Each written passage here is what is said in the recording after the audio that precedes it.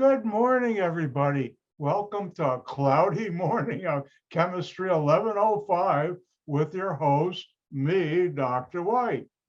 I have to talk about something personal right now with all of you, and that is thank you. You guys have been super. Almost everybody's handed in the lab on time, and things are going good. You're all showing up for class. And because of that, and because I'm happy about it, guess what? Take Monday off. Just tell even your other classes, just take Monday off. Tell them Dr. White said you could take it off. Actually, as you know, it's Labor Day. We won't have any class on Monday, but we will on Tuesday. Don't forget the density lab is due this Tuesday, so get it in. Also, one thing on a interesting note, after we had our class on Wednesday, later in almost the evening, I got an email from my contact at Beyond Lab Z and a colleague of yours who came up with the solution to when you got the wrong code. And turns out the bookstore probably was sending out old code they shouldn't have because they have the newer access code for Beyond Lab Z. If you got an access code with hyphens in it, that's the old 2.1. What you got to do is register as 2.1, 2.0, 2.0, and then convert to 3.0. And if you have any problems, contact me or use support at beyondlabz.com. And they're pretty good about it. I've been dealing with a number of people there, and they're always trying to be helpful to faculty and students. All right, let's get going. I said I'd go over the problem set for Ariba. Did you contact the bookstore, or was that Beyond Lab Z gave you the newer code? Okay. And if you don't want to do the conversion route, as Ariba just thank you for letting us all know, you can contact a bookstore, call them and say you got the old Beyond Lab Z code, and they'll send you. Ariba, did they email it to you or US mail send it to you?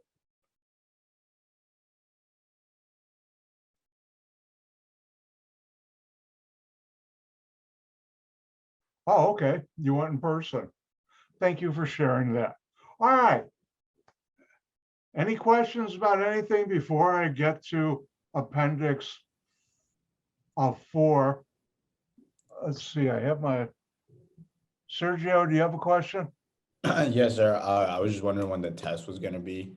Good question. Hang in there while I open something.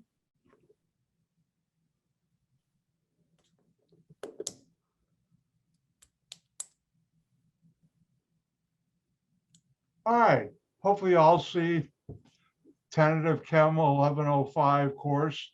When I say tentative, unless somebody gives me $1 billion, which I don't think, or we have a bad weather event, which could always happen. Say your prayers for everybody down south and also on the East Coast, sad.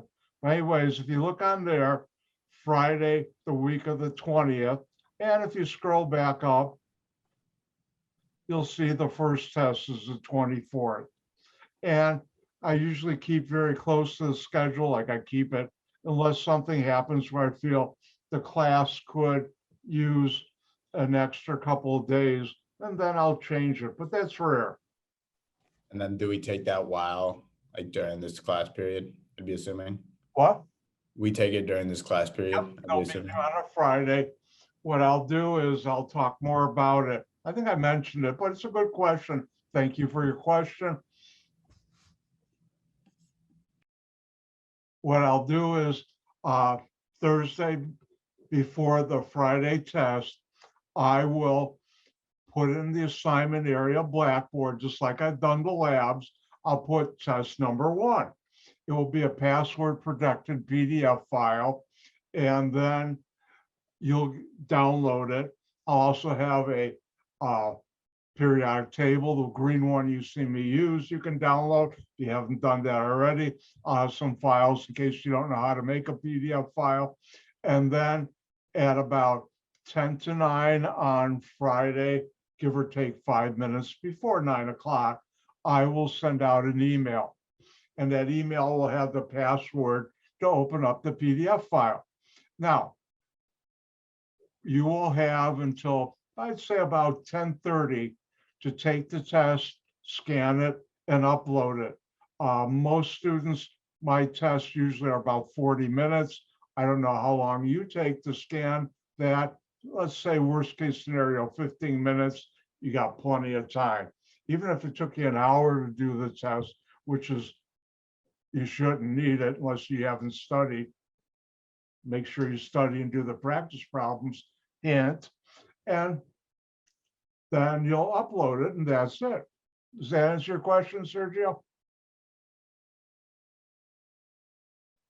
I appreciate it. Thank you. Oh, you're welcome. That's a good question. All questions are good questions. All right, let's get to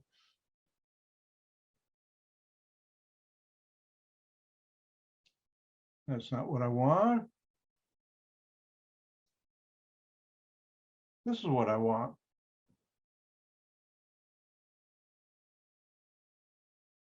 All right, thumbs up, people. You see Appendix A4. Thank you. All right, let's go through some of these problems. If you have a question, ask, because there's no such thing as you've seen as a dumb question in my universe. Now, I give a lot of examples. You have to do all of them? No, but the more practice, the better you do. All right, let's look at 1A. Write the following number using scientific notation. What do you have to do? Move it to the right of the first non-zero integer. In this case, it's 6. You count how many moves.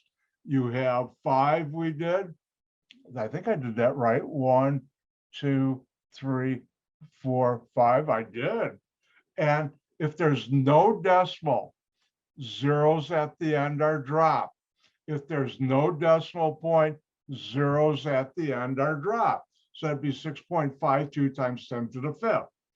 And if we look at B, we move it 3 times. That's a comma, not a decimal.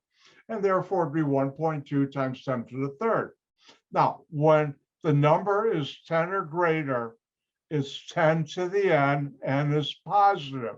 When the number is less than 1, n, 10 to the n, is a negative number. And if we look at D, there's a decimal point. Well, we have to move it to the right of the first non-zero number, in this case 5, and we move it 3 times. Lead zeros are always dropped, always. And since we moved it 3 times, be 5.67 times 10, because less than 1, minus 3. And if you look at, one other thing, and I don't think I have an example. If there's a zeros at the end of a number after the decimal, then you keep it. If there's a 0 at the end of a number after a decimal, then you keep it. Oh, I better share the fun. Here's one for you to do. Write the following in scientific notation.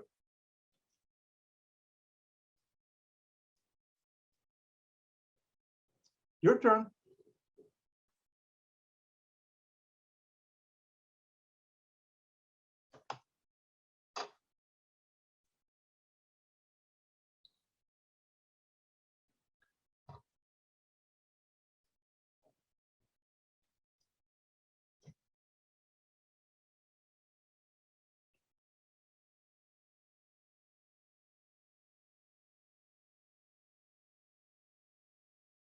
All right, let's do it.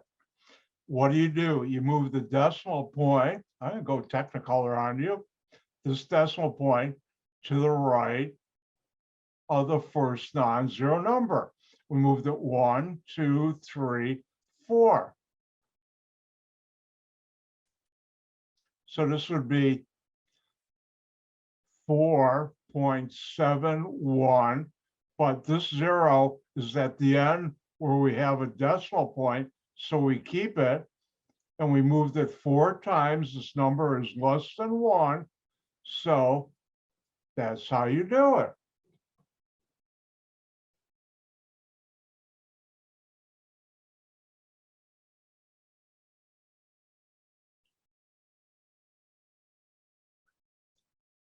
And if we look at F, again, less than 1, move it 1, 2 times, decimal point to the right of the first non-zero number, so it'd be 3.33. It's less than 1, so it's times 10 to the minus, and we moved it twice.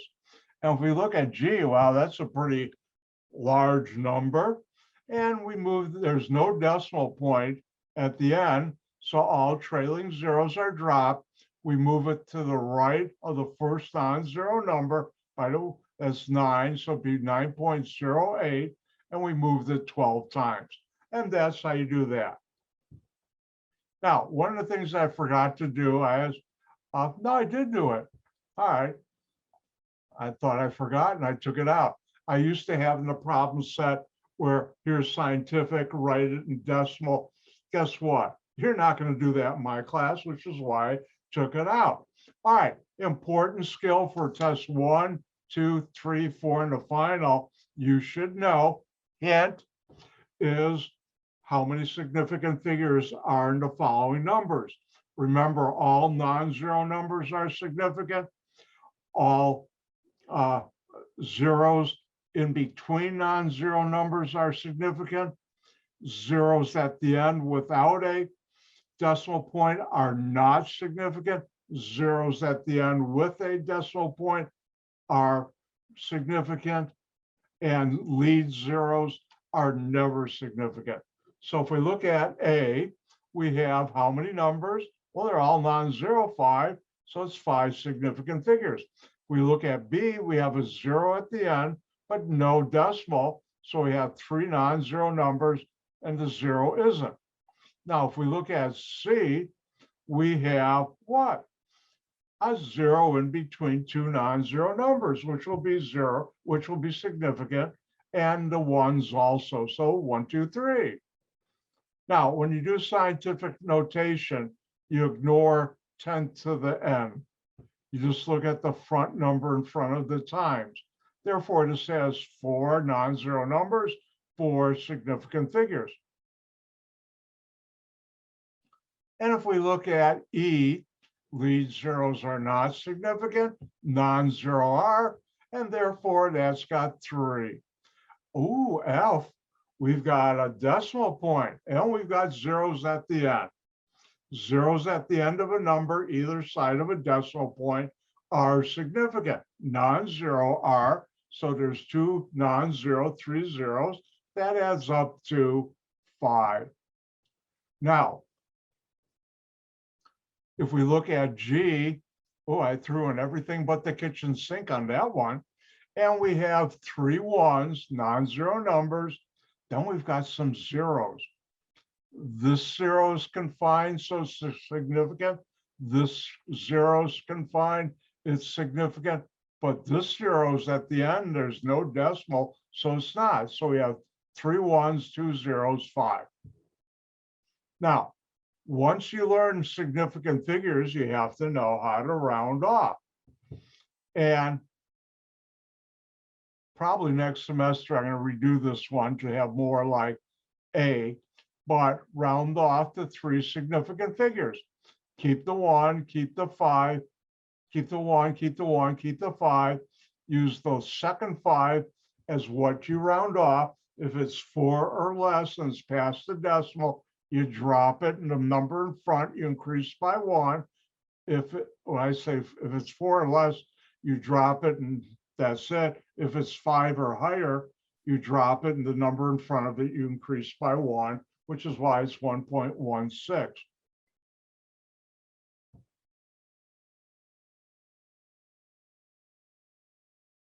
And some of the numbers, if I don't have a decimal point, ignore them. I'm going to have to revise this, which means It's time to give you some extra practice.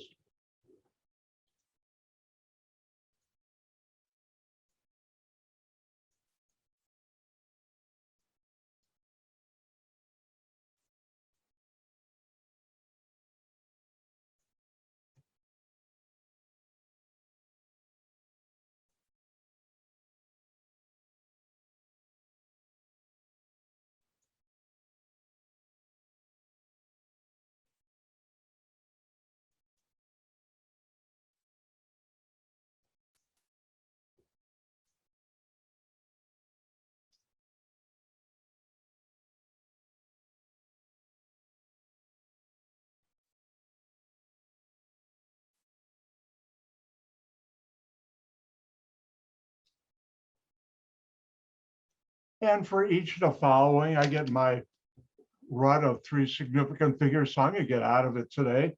Round those 3 off to 4 significant figures, 2 points each.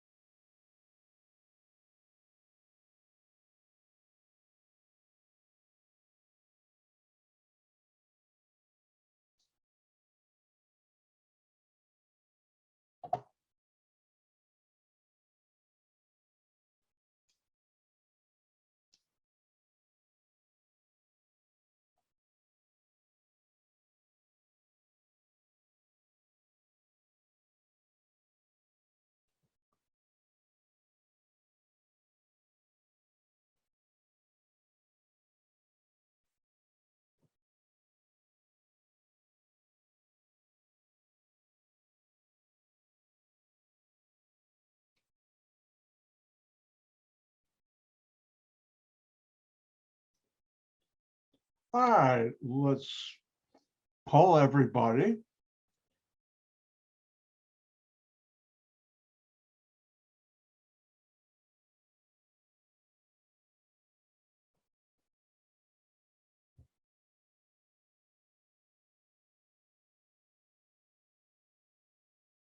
All right, looks like just about everybody's done, so I'm going to get to work. All right, let's look at A. How do you round it off to 4 significant figures? Keep the 1, keep the 6, keep the 8, keep the 9. That's my 4 significant figures. The next number is the number I use to round off, and I have a habit, I don't know where I developed it, I put, when I teach, a couple squiggly lines over underneath it. And is that 4 or less or 5 or higher? Hopefully all pick 5 or higher.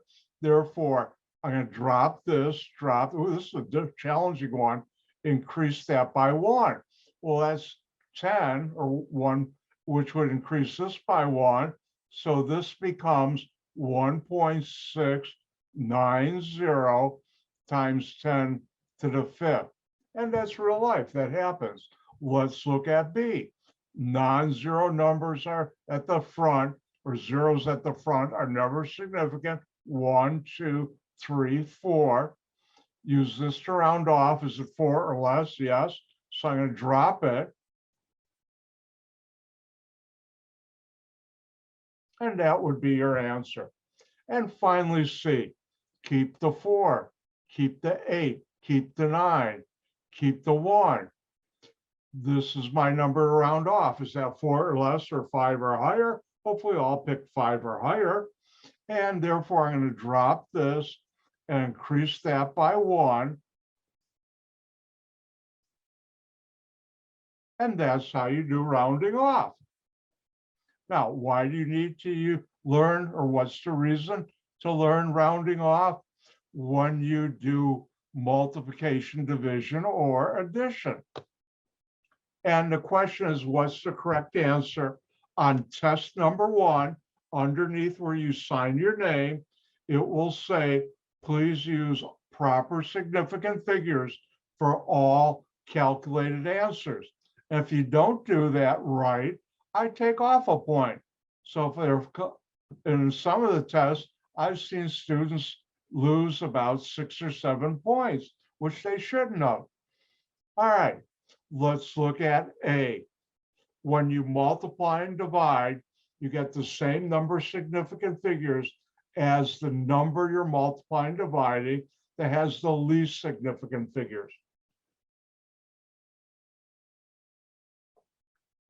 And if we look at A, 5.52 significant figures, which I a lot of times will abbreviate SF, and 6.3514, what's the lower number? 2.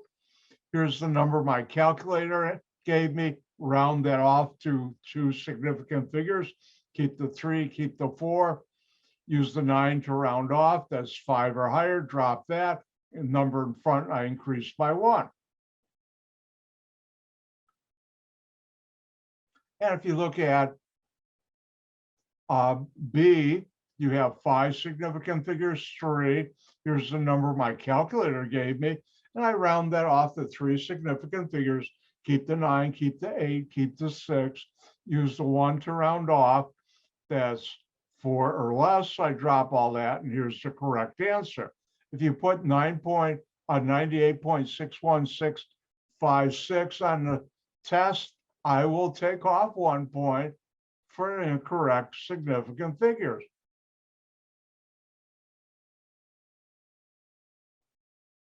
Now, let's look at E. And for E, notice we have 4 significant figures. First number, 7.5972. And the second number has, 6 significant figures. Which of those is lower number? Hopefully all pick 4. Therefore, here's the number my calculator gave me. And keep the 6, keep the 2, keep the 7, keep the 1. Use the 3 to round off, 4 or less. I drop the 3 and 2, and this is the correct number. And that's how you do it. Now, for division, it's the same thing. And if we look at H, I'm dividing 7.54678 times 10 to the 5th divided by 4.8 times 10 to the minus 4th. Remember, times 10 to whatever power is not ever involved in significant figures. The top number in H has 6 significant figures. The bottom has 2. When you multiply and divide, you get the same number of significant figures in your answer as the number you're multiplying or dividing that has the lowest significant figures. And hopefully all agree 6 is greater than 2. 2 is the lower number. Therefore, I have to round this off to 2 significant figures. Keep the 1, keep the 5, use the 7 to round off. That's 5 or higher. Drop those numbers. Number in front of the 7, I increase by 1. 1.6 times 10 to the 9. The times 10 power is never affected by rounding off. And that's how you do it. Now, for addition, you get the same number of significant figures to the right of the decimal as the number that has the fewest significant figures to the right of the decimal. You never mess with the left side. Whatever you get, you keep. And therefore, in the first one, we have 2 and 2 significant figures past the decimal, and that's what you get. Now, for B, I have the 2 numbers. The top number has 3 significant figures to the right of the decimal. The second one has 2. So the 844, you do not change decimal point, and you round off 0.916 to 2 significant figures. Keep the 9, keep the 1. 6 is your round off number. That's 5 or greater. Drop that, increase the 1 to 2, and that's how you do it.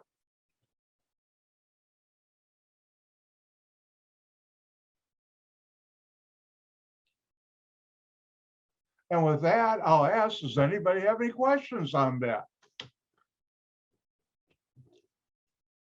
Or I can go like this. All right, let's move on.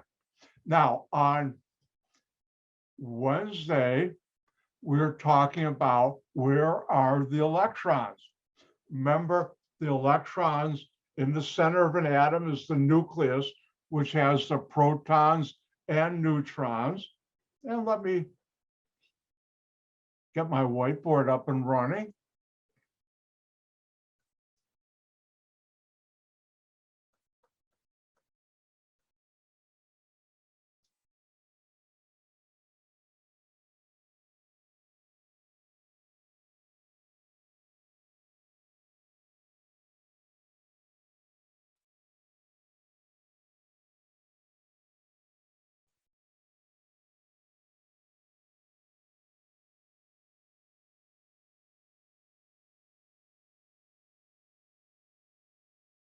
You should know that the nucleus is the center of the atom, very dense.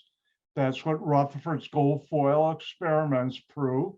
And it has the protons and neutrons. And where are the electrons? They're in the shells, which has subshells around the nucleus.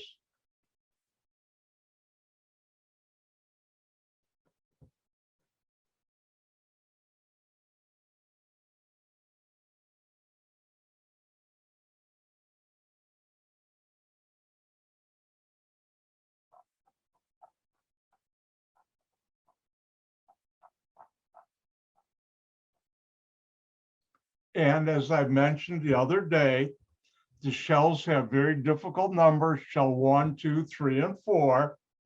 And the number of subshells, shell 1 has only 1, 2 has 2, 3 has 3, and 4 has 4. Now, shell 1 is the highest energy. And this you have to know. What am I saying highest? Must be near a holiday. I'm making a mistake. That was lame.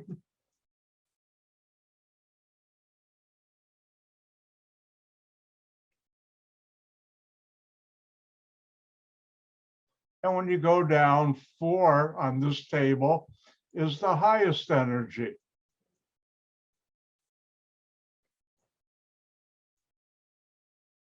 And you always start filling electrons in the lowest shell till you fill it up, and then you go to the next lowest energy shell. So you fill 1, then 2, then 3, then 4. Now, each shell has subshells, and the letters are S, P, D, and F, where S is the lowest, F is the highest. And when we look at a subshell, I should remind you, in the past, students had to memorize this, but about 2 years ago, I changed my philosophy, and I'll be putting this table and the previous one in important information test number 1. But you do have to know how to use it. Now, S is the lowest energy subshell, and F is the highest energy subshell. And just like the shells, you fill for each shell, you fill the lowest subshells first, and then you go to the next lowest energy. So you're going to fill S first, then P, then D, then F. And the way we show this is by, and the orbitals I just ran through, by electron configuration. And this is a statement of how many electrons in each of its subshells. Remember, a subshell is named or, excuse me, designated by a number and a letter. A subshell is both a number and a letter. Now,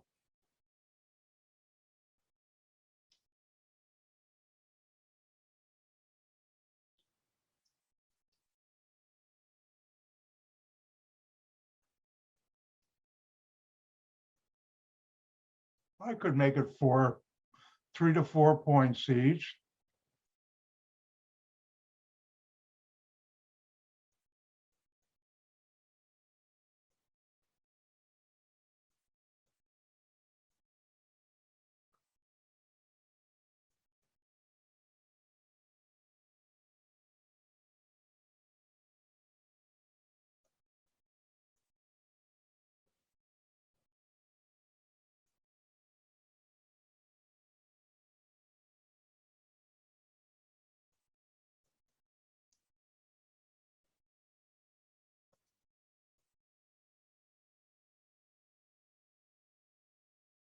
So if we look at the following, draw the electron configuration for nitrogen.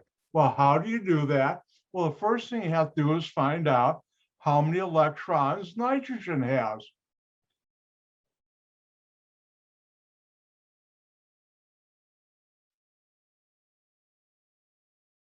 And I just happen to have my friendly neighborhood periodic table. This is the one you will download and use. And nitrogen, you should know the chemical symbols N right here, right next to my favorite one, carbon, and next to also another favorite of mine, oxygen. And I like nitrogen too. And if you look at the atomic number, that tells you how many electrons nitrogen has, 7. So I can go back and say nitrogen has 7 electrons. That's abbreviation I use for electrons. And how do you do that? Well, you go to the first shell. And the first lowest energy shell is 1. How many subshells does 1 have? Good question, Dr. White. Let me open up something which I don't have opened up.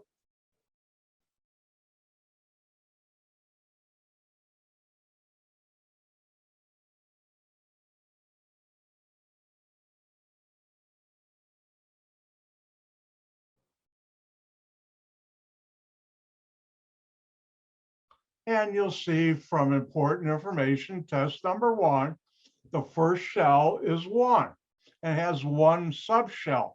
And again, you start from the lowest to the highest energy.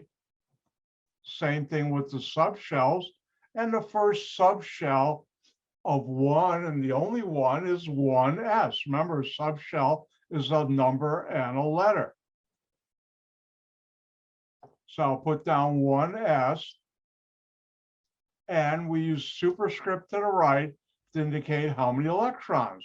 Now, how many electrons can I put in shell S, any orbital S? 2. Well, I've got 7, so I do definitely have 2 to put in there. And I filled it up, but I have 5 more to go. Well, if we look at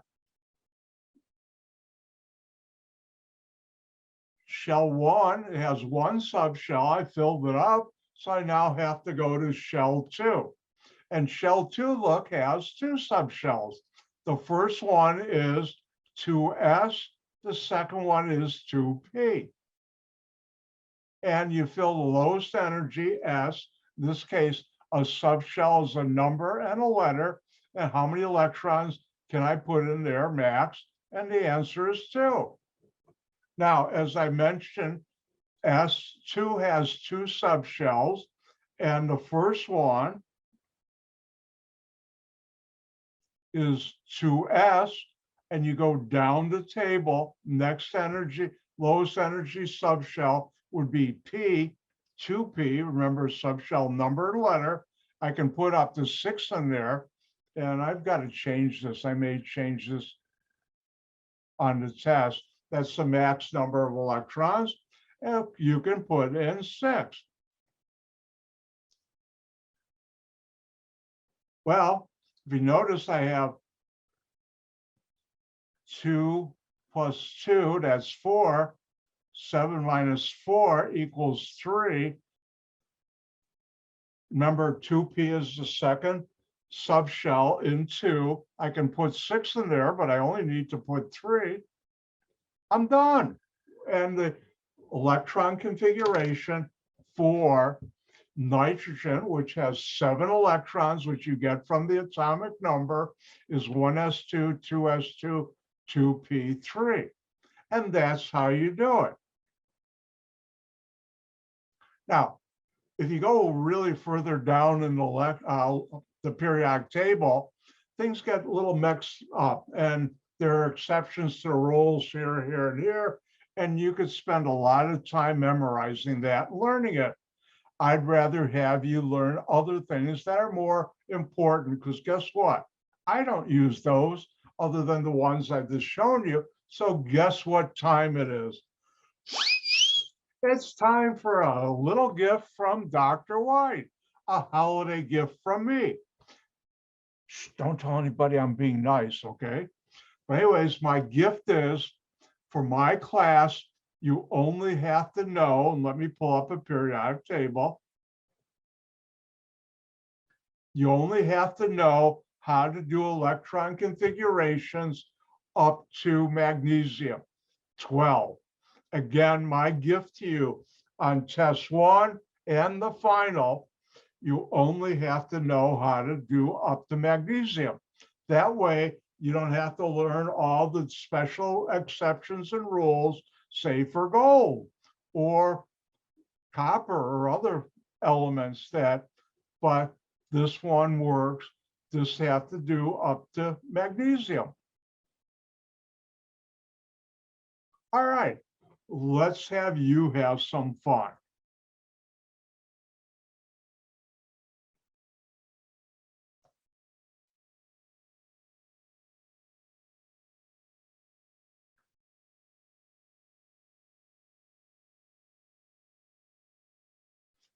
And I'll help you out. Magnesium chemical symbol Mg. Let's look at the periodic table. Oh, look, it has atomic number 12. Therefore, it has 12 electrons. And this I won't do on test. You have to know how to do that. And the other thing I'll do while you're writing the electron configuration for magnesium, I will make these two charts available to you. Can everybody read those okay? There you go. Have fun.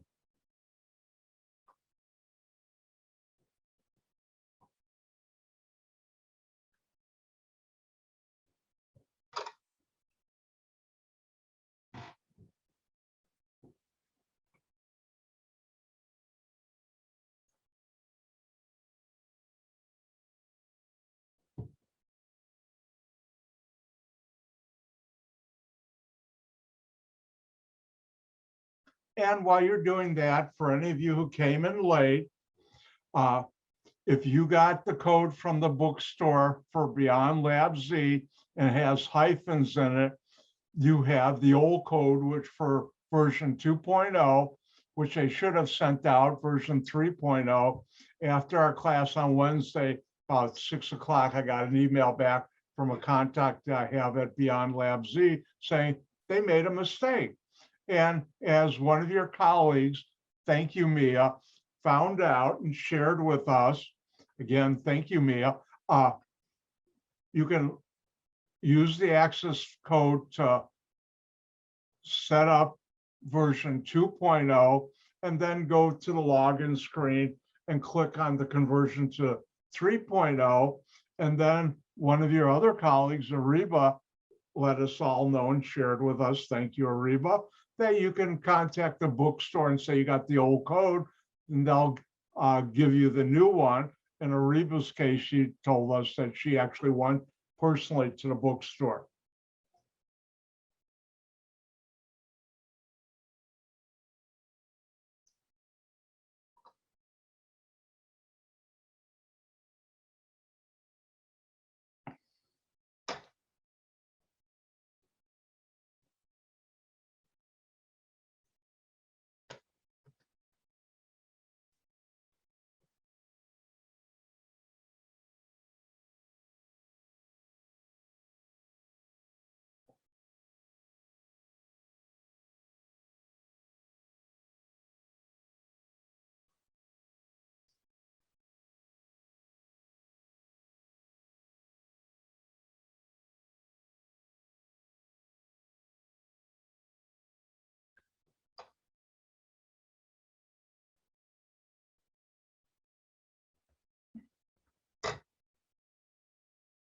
All right, looks like everybody's done, so I better get to work.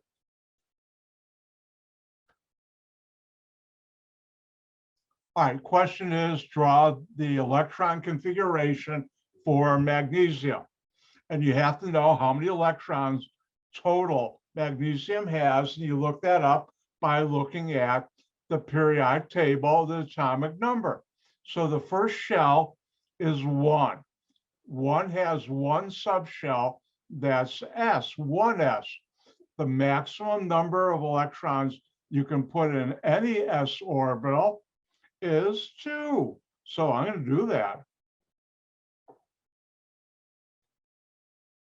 Well, I still have 10 more to go. And if you look at the table I will provide to you, shell 1 has one subshell, 1s, and we filled it up. Therefore, we go to the next lowest energy shell, which is 2. 2 has 2 subshells, and you'd always start the lowest, 2s and 2p. Remember, s, you can put a maximum of any s orbital or subshell, not orbital. I keep on doing that. It's a bad habit of mine. Sorry. But anyways, subshell s, whatever, 1s, 2s, 3s, whatever, you can only put 2 electrons in, and 2p, there's no 1p, 2p, 3p, etc. You can put up to 6. So if I go back here, my next shell is 2, and the first subshell is 2s. Remember, a subshell of a shell is a number and a letter, and I can put in any s subshell 2 electrons. Well, I got 4, I got 8 more to go. And now I'll come over here and say 2 has 2 subshells. The lowest is 2s, the second lowest is 2p. And how many electrons can I put in 2p? And the answer is 6. So I'm going to do that. Now, how many subshells does shell 2 have? Good question. How do you find that out? You look at the table. That will be an important information. Shell 2 has 2 subshells, 2s and 2p. Well, I filled them up. Well, now I have to go to the next lowest energy shell, and that's 3. And what's the first subshell in 3? 3s. And notice I can also, any s subshell, I can put 2 electrons.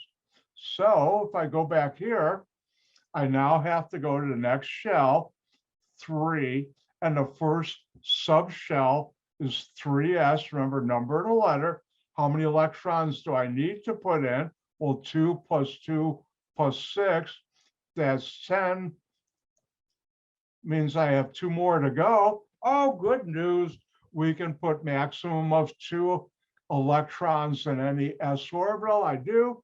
And we have, that is the electron configuration for magnesium. 1s2, 2s2, 2p6, and 3s2. And that's how you do it. Remember, my gift, I love that. My gift to you is you only have to know how to, hold on. Time for a water break. Too much talking. You only have to know how to do electron configuration up to magnesium, atomic number 12. That's my big holiday gift to you. Well, maybe big. Well, it will be, because it's a lot less you have to learn. All those rules you'll never use again. Guess what? I don't use them again.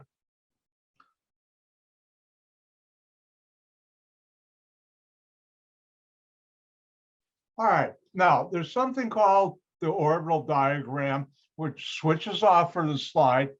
Click. As a statement of how many electrons an atom has in each of its orbitals, and you use numbers, letters, and boxes. And it's on the screen, so you know I'm telling you the truth. This will not be on any of my tests or the final exam. Let me give you a quick example real quick. Say for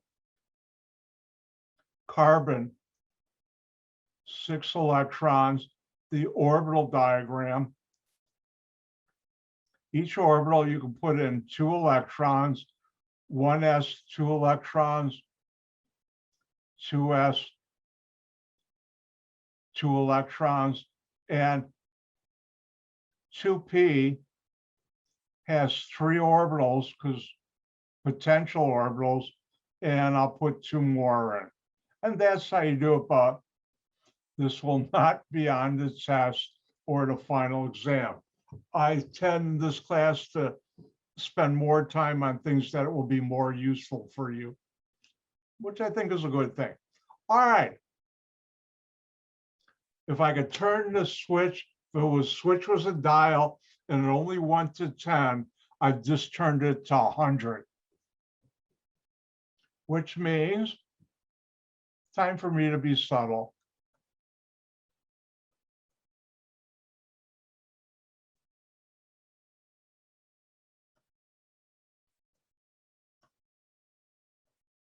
I'll even do 4 explanation points.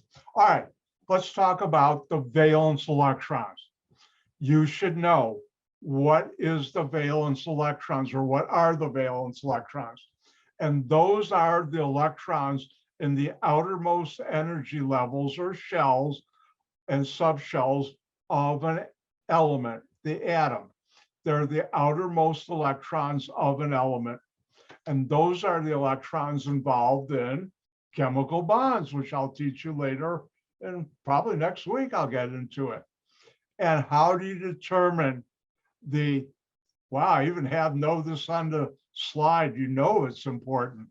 How do you determine valence electrons? The group numbers at the top of a column of a periodic table are equal to the number of valence electrons that each element in that column have. Now, I'll never ask you how do you determine it definition-wise, but I will, and I can ask you on a test, what is a valence electron, or what are the valence electrons? And you should know those are the outermost electrons of an element. Now, on this slide, all the elements in a column have the same number of valence electrons. And the number of valence electrons for the elements, when we call that representative elements in a group, are the same as the Roman numeral or standard numerical number of the periodic table group number. Maximum number of valence electrons is 8. You can't have more. You find a way of doing that, will be rich beyond my wildest dreams. In other words, it doesn't happen. Now, a couple of years ago, I found out most of my students don't know Roman numerals. So what I did is this periodic table. Notice the first column. We have the red number 1. That means everything in there, hydrogen, lithium, sodium, potassium, have 1 valence electron. If we go over to, say, carbon, where you see the number 4, most of my students, and I'd ask, how many of you know IV is Roman numeral for 4? When I was, I think in 2nd or 3rd grade, we learned Roman numerals in school. Wow, that was a long time ago. Long time ago. So I've written the numbers on top in red, and first I did it in black, and I said, no, I better do it in red, it'll be easier. And that's how you do it. Oh my goodness. Time flies when you're having fun with electrons, doesn't it? Well, anyways, we're almost done for today, which is our dawn. Remember, I'm giving you Monday off. It's Labor Day. Everybody have a wonderful Labor Day weekend. Hopefully you go to, I don't know if you're going to any picnics. I'm not because of the virus, but have some good Zoom picnics. I will. I've been invited to one. And with that, I'm going to say, gang gazoon. Don't forget, we'll meet on Tuesday. Hand in your lab. Make sure you have it in ready for Tuesday. With that, gang gazoon. Goodbye. Have a happy holiday weekend.